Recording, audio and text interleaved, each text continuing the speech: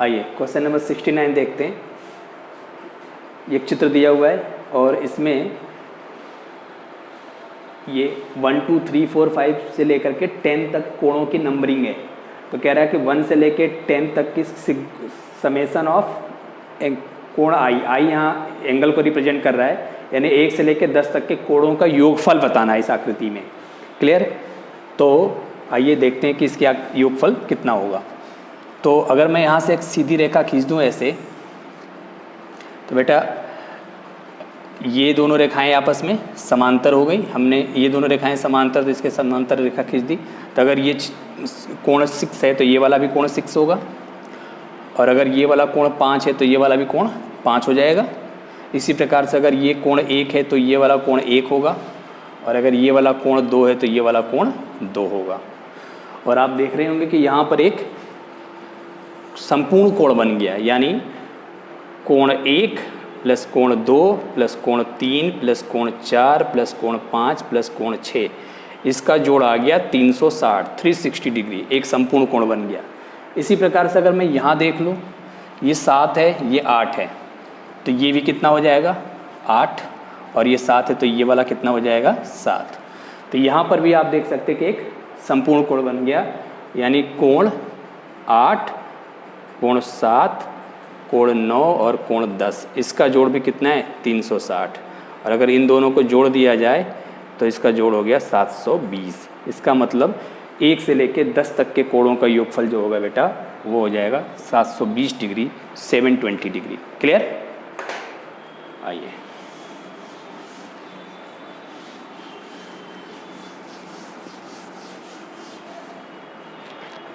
Question number 70 कह रहा है कि यदि किसी समलंब चतुर्भुज की असमांतर भुजाएं बराबर हो जाएं, तो एक समलंब चतुर्भुज है इस तरीके से, असमांतर भुजाएं, ये मान लीजिए एक भुजा इस तरीके से है और एक भुजा इस तरीके से, ये लीजिए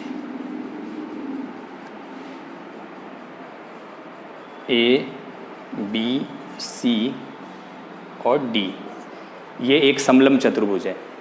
इस समलंब चतुर्भुज की असमांतर भुजाएं, यानी ये दोनों भुजाएं बराबर है ऐसा दिया है, ए डी बराबर बी सी है ऐसा दिया है। क्लियर? फिर हमसे कह रहा है कि बताओ इस चारों ऑप्शन में से कौन सा ऑप्शन सही होगा। तो बेटा अगर ये दोनों भुजाएं असमांतर हैं तो एक बात तो कन्फर्म है कि ये न तो वर्ग हो सकता है और न ही आयत हो सकता है। क्यों? क्योंकि वर्ग और आयत में आमने सामने की भुजाएं समांतर होती हैं, जबकि यहाँ पर तो ये दोनों भुजाएं असमांतर, ये पहले से कह रहा है। तो ए और बी तो हो नहीं सकता। अब या तो आंसर ऑप्शन सी या तो ऑप्शन डी। ऑप्शन सी भी नहीं हो सकता, क्योंकि आपको मालूम है कि समचतुर्भुज में भी भुजाएं बराबर होती हैं। तो ये दोनों भुजाएं चूँकि असमांतर हैं, तो अगर ये असमांतर हैं तो ये दोनों भुजाएं समांतर तो होंगी, समलंब चतुर्भुज है, मगर बराबर नहीं हो सकती, क्योंकि अगर ये दोनों भुजाएं बराबर हो जाएंगी तो ये दोनों फिर समांतर हो जाएंगी। इसका मतलब यहाँ पर सी ऑप्शन में नहीं होगा, तो सिर्फ एक ही ऑप्शन बच गया, डी ऑप्शन। तो हम बड़े आसानी से ऑप्शन एलिमिनेट करके आंसर कर सकते थे टिक, एक चक्री चतुर्भुज होगा। हम इसको प्रूव भी कर सकते हैं। आइए देखते हैं। मान लीजिए मैंने यहाँ से एक इस तरीके से लंब डाल दिया और यहाँ से भी एक लंब डाल दिया, ये लीजिए। तो अगर मैं त्रिभुज, इसको नाम दे दीजिए कुछ P और इसको Q, त्रिभुज ए पी डी तथा त्रिभुज बी क्यू सी में देखूं, तो ये कोण 90 है, ये कोण भी 90 है, यानी कोण P किसके बराबर हो गया? कोण Q के। और ये लंब डाला है, तो चूंकि ये दोनों भुजाएं समांतर है तो जितना PD होगा उतना ही CQ होगा, यानी PD बराबर CQ है। और ये दोनों भुजाएं समांतर है, ये बात ऑलरेडी हमारे सवाल में दे रखी है, यानी AD बराबर है BC के। तो आप देख सकते हो कि ये दोनों त्रिभुज जो हो गए ये सर्वांगसम हो गए, RHS सर्वांग समता से, है ना। तो ये दोनों सर्वांगसम हो गए। तो अगर सर्वांगसम हो गए तो इसका मतलब ये हो गया कि जितना AP होगा उतना ही BQ होगा, या यहाँ से मैं ये कह सकता हूँ कि इसका कोण A इसके कोण C के बराबर हो गया। हम कोण B भी लिख सकते हैं कि कोण A बराबर कोण B होगा, है ना, कोण A बराबर कोण B होगा। इस तरीके से। और यहाँ से हमें मालूम है, यहाँ से चूँकि ये दोनों समांतर हैं तो कोण B प्लस कोण C बराबर 180, चूँकि कोण A बराबर कोण B है, ये सर्वांगसम से हमने निष्कर्ष निकाल लिया, तो मैं इस B की जगह लिख सकता हूँ कोण A प्लस कोण C बराबर 180। और कोण A प्लस कोण C आमने सामने के कोण हैं, तो किसी चतुर्भुज में अगर आमने सामने के कोणों का योग 180 हो जाए तो वो चक्री चतुर्भुज होता है। तो इस तरीके से सिद्ध हो गया कि 70 का डी ऑप्शन सही है, ये एक चक्री चतुर्भुज होगा। क्लियर? चलिए, ये क्वेश्चन नंबर हमारा 70 है, जिसका डी आंसर सही है। आइए क्वेश्चन नंबर 71 देखते हैं। कह रहा है आकृति में चाप एस एस डैश क्यू यानी ये वाला चाप वृत्त के केंद्र O पर 120 डिग्री का कोण आंतरित करता है। तो चाप द्वारा केंद्र पर आंतरित कोण 120 है, तो चाप के दोनों सिरों को ऐसे हमने केंद्र पर मिलाया, ये कोण कितना है? 120 है। तथा RT वृत्त को Q पर स्पर्श करती है। RT एक स्पर्श रेखा है इस तरीके से। तो कोण RQS ये कोण कितना होगा, ये हमसे पूछा गया है। तो हमें मालूम है कि स्पर्श रेखा और जीवा के बीच जो बना हुआ कोण होता है बेटा, ये एकांतर वृत्तखंड में वृत्त के पर केंद्र पर बने कोण का आधा होता है। तो अगर ये 120 है तो ये कितना हो जाएगा? 60 हो जाएगा। ये वृत्त में हम स्पर्श रेखा चैप्टर में प्रमेय है, तो ये कोण इसका आधा होगा। क्लियर? चलिए, आप इसको ऐसे भी समझ सकते थे, अगर इस तरीके से नहीं याद है आपको, तो ये देखिए त्रिज्या है और ये भी त्रिज्या है। तो अगर ये त्रिज्या दोनों भुजाएं बराबर हो गई और ये कोण 120 है, तो ये वाला कोण कितना हो जाएगा? 30, और ये वाला कोण कितना हो जाएगा? 30, क्योंकि 30 होती 60 और 120 180। अब स्पर्श रेखा पर त्रिज्या लंब होती है, तो ये कोण अगर 30 हो गया तो ये कितना हो गया? 60। तो आप यहाँ से भी कर सकते थे 60, मगर वो हमें सीधे रेडीमेड प्रमेय याद होना चाहिए कि स्पर्श रेखा और जीवा के बीच का कोण जो होता है वो एकांतर वृत्तखंड में केंद्र पर बने कोण का आधा होता है। तो ये हो गया 60 डिग्री, तो इसका सही आंसर हो जाएगा 60 डिग्री।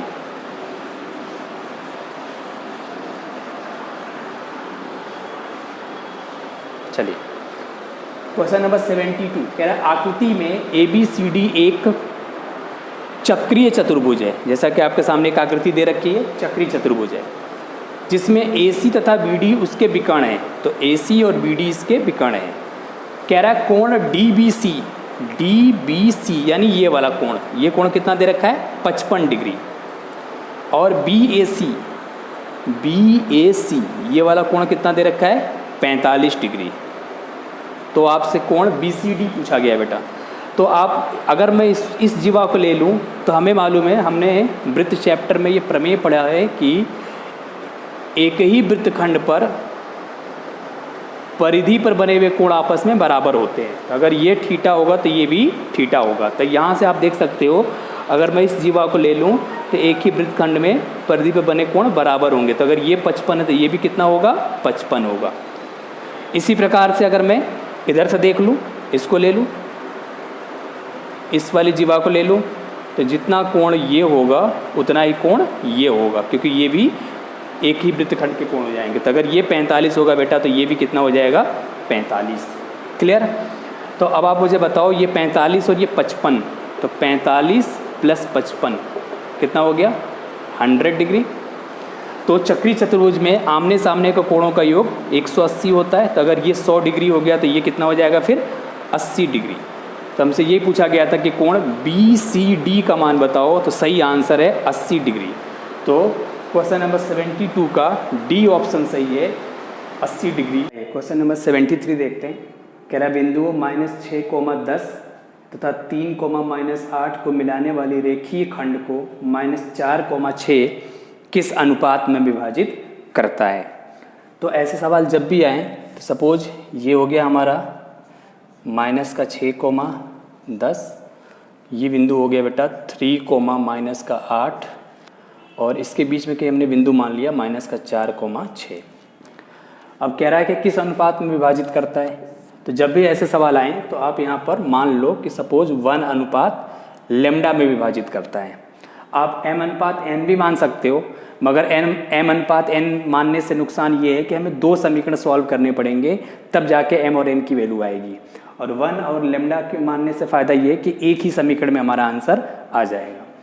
तो अगर मैं अंतर विभाजन का फॉर्मूला लगा दूं बेटा, तो इस 1 का मल्टीप्लाई इधर होगा और लेमडा का मल्टीप्लाई इधर होगा। तो देखो यहाँ मल्टीप्लाई करेंगे तो माइनस का 6 लेमडा, पहले हम x निर्देशांक के लिए सॉल्व कर रहे हैं, और यहाँ से आएगा प्लस का 3 डिवाइड में 1 प्लस लेमडा और इक्वल टू हो जाएगा माइनस का 4, क्योंकि x निर्देशांक किसके इक्वल है, माइनस के 4 के इक्वल है। तो अगर मैं सॉल्व कर लूँ इसको तो माइनस का 6 lambda plus 3 equal to minus 4 lambda, पक्षांतर करिए तो -2 लेमडा इक्वल टू -7, तो लेमडा की वैल्यू आ गई 7/2।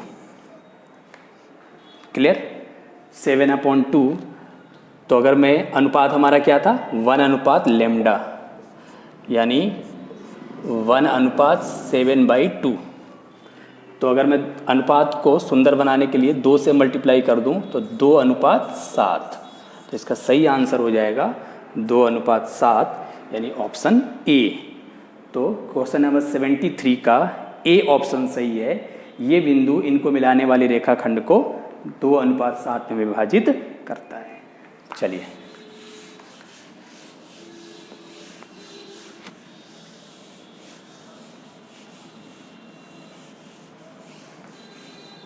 आइए क्वेश्चन नंबर 74 देखते हैं। कह रहा है यदि किसी घन का पृष्ठीय क्षेत्रफल 726 है तो घन का आयतन क्या होगा। तो आपको मालूम है बेटा कि पृष्ठीय क्षेत्रफल जो होता है घन का, वो होता है 6a², क्योंकि घन में 6 पृष्ठ होते हैं और प्रत्येक पृष्ठ वर्गाकार होती है, और ये किसके बराबर दे रखा है, 726 के। तो अगर मैं 6 से काटूं तो देखो 6 कम 6, 6 दूनी 12, 6 कम 6 21, तो a की वैल्यू आ गई 11। तो हमसे पूछा गया कि घन का आयतन क्या होगा। तो घन का आयतन जो होगा वो भुजा का क्यूब यानी a का क्यूब, तो 11 का क्यूब, 11 का क्यूब कितना, 1331। तो सही आंसर हो जाएगा सी ऑप्शन 1331। आइए क्वेश्चन नंबर 75 देखते हैं।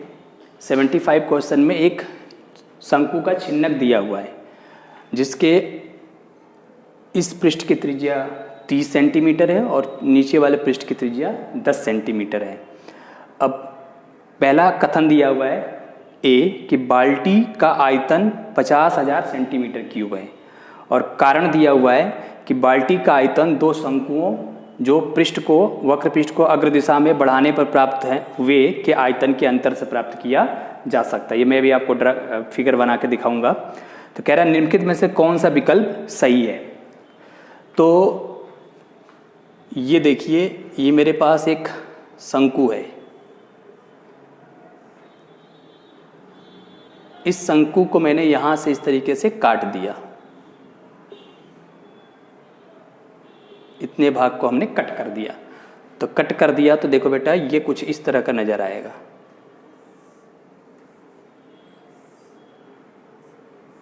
इस तरीके का, और इसी को हम शंकु का छिन्नक कहते हैं जो बाल्टी की आकृति है।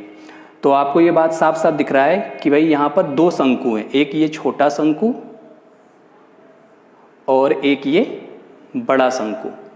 तो इस छिन्नक का आयतन हम कैसे निकालेंगे, इस बड़े शंकु में से अगर इस छोटे शंकु का आयतन घटा देंगे तो इस बाल्टी का आयतन जो है वो निकाला जा सकता है। तो ये जो कारण दिया हुआ है कि बाल्टी का आयतन 2 शंकुओं को बढ़ाने पर जो प्राप्त शंकुओं के आयतन के अंतर से प्राप्त किया जा सकता है, तो ये तो बिल्कुल सही है, यानी आर जो है वो सही है। अब कथन जो अभी कथन दे रखा है उसमें आयतन दे रखा है 50,000 सेंटीमीटर क्यूब। आयतन निकालने के लिए बेटा हमें इसके ऊंचाई की जरूरत पड़ेगी, क्योंकि इस छिन्नक के आयतन का फॉर्मूला होता है 1/3 पाई h r1 square plus r2 square plus r1 r2, और हमारे इस सवाल में h मिसिंग है, h नहीं दे रखा है। इसका मतलब हम आयतन के बारे में कुछ नहीं कह सकते कि आयतन कितना होगा, मगर हाँ कारण जो है वो सही है। तो इसका मतलब पहला ऑप्शन तो गलत हो गया, क्योंकि पहले मैं कह रहा था कि a एवं r दोनों सत्य हैं, यहाँ तो a के बारे में हम कुछ कह नहीं सकते। दूसरा कथन है कि ए एवं आर दोनों सत्य हैं, परंतु कारण आर अभिकथन ए की सही व्याख्या नहीं है। ये भी कथन गलत हो गया, क्योंकि आर जो है वो सही व्याख्या है। आर जो है वो सही व्याख्या है, शंकु छिन्नक का आयतन ऐसे ही निकाला जाता है, मगर चूंकि यहाँ तो ऊंचाई ही नहीं मालूम, इसलिए हम ए के बारे में कह नहीं सकते। तीसरा कथन कह रहा है कि ए असत्य है परंतु आर सत्य है। तो सही बात है, ए हमें नहीं मालूम बाल्टी का आयतन कितना है, मगर कथन आर जो है वो बिल्कुल सही है, छिन्नक का आयतन ऐसे ही निकाला जाता है। यानी इस तरीके से ऑप्शन सी हो जाएगा आंसर हमारा। क्लियर? आइए क्वेश्चन नंबर 76 देखते। कह रहा है एक कक्षा के 150 छात्रों के द्रव्यमान का माध्य 60 है, लड़कों के द्रव्यमान का माध्य 70 तथा लड़कियों के द्रव्यमान का माध्य 55 है, तो लड़के और लड़कियों की संख्या का अंतर क्या है? तो ये बॉयज हो गई, ये गर्ल्स हो गई और ये पूरी क्लास हो गई। तो लड़कों के औसत कितना है बेटा? 70 और लड़कियों का औसत है 55 और पूरी क्लास का जो औसत है वो है 60। तो एलिगेशन के रूल से आमने सामने घटा लेते हैं, तो 70 में से 60 गया 10 और 60 में से 55 गया 5। तो अगर इसको अनुपात बनाया जाए तो 1:2, यानी उस क्लास में लड़कों और लड़कियों की संख्या का जो अनुपात है बेटा वो 1:2 है। तो 2 और 1 3 हो गया। कुल छात्र कितने? 150। 3 किसके बराबर हो गया? 150 के। तो 1 किसके बराबर हो गया? 50 के। तो 1 हो गया 50 और 2 हो गया 100। इसका मतलब उस क्लास में लड़कों की संख्या 50 है और लड़कियों की संख्या 100 है। तो हमसे पूछा गया है कि लड़के और लड़कियों की संख्या का अंतर कितना है, तो जवाब है 50 का अंतर है। तो बी आंसर सही हो जाएगा, क्योंकि लड़कियों की संख्या 100 है और लड़कों की संख्या 50 है। ठीक है।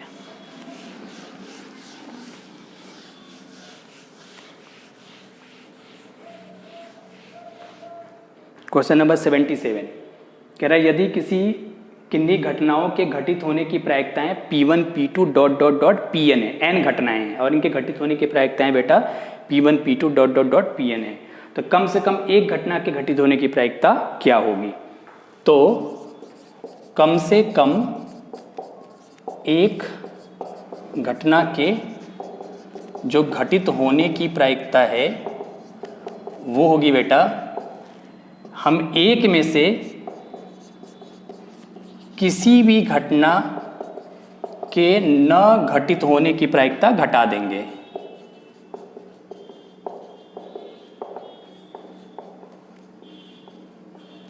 अगर हम एक में से किसी भी घटना के घटित न होने की प्रायिकता घटा दें तो जो प्रायिकता बचेगी वही हो जाएगी कम से कम एक घटना के घटित होने की प्रायिकता। तो किसी भी घटना के घटित न होने की प्रायिकता, अब बताइए P1 पहली घटना के घटित होने की प्रायिकता P1 है, तो न घटित होने की 1 - P1। इसी प्रकार P2 दूसरी घटना के घटित होने की प्रायिकता है, तो न घटित होने की 1 - P2। और इस प्रकार Pn nवीं घटना के घटित होने की प्रायिकता है, तो न घटित होने की प्रायिकता हो जाएगी बेटा 1 - Pn। तो यहाँ पर हो जाएगा 1 - P1 प्लस 1 - P2 ... 1 - Pn। अगर मैं इसको माइनस कर दूंगा तो ये जो प्रायिकता आएगी वो किसी एक घटना, कम से कम एक घटना के घटित होने की प्रायिकता हो जाएगी।